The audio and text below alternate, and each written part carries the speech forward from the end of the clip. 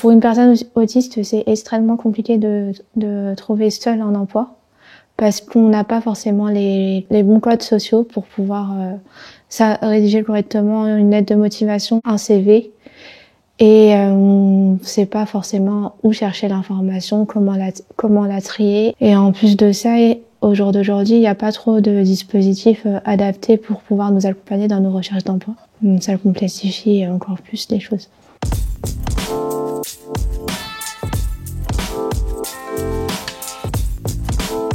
Aujourd'hui, il n'existe pas vraiment de dispositifs. On commence à parler de plus en plus d'expérimentation par rapport à l'emploi accompagné et certains pôles emploi mettent en place des mesures en accompagnement 1 pour 1 pour les personnes autistes. Mais à proprement parler, c'est pas forcément les dispositifs les mieux adaptés. C'est vraiment un guidage très intensif alors que j'ai pas forcément besoin d'avoir de guidage intensif, mais plus de savoir où chercher, comment chercher, savoir quoi dire, comment valoriser mes compétences, ne pas stresser, et aussi comment affronter la médecine du travail parce que c'est souvent des gens pas formés.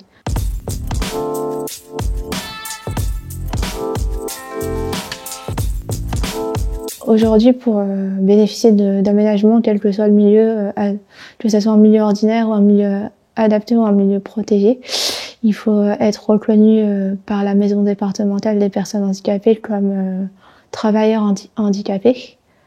Et ensuite, se faire connaître auprès de la mission handicap ou de son manager, voire d'un médecin du travail pour pouvoir mettre en place ces aménagements.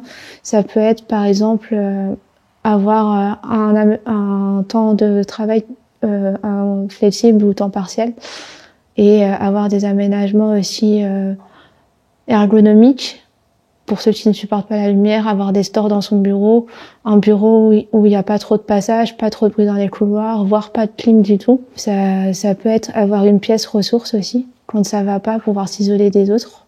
Et avoir surtout un job coach qui vient de temps en temps sur le milieu de travail pour pouvoir voir comment ça se passe, si la personne est en difficulté ou pas, servir d'interlocuteur avec le manager, les collègues et ajuster au mieux la situation de travail.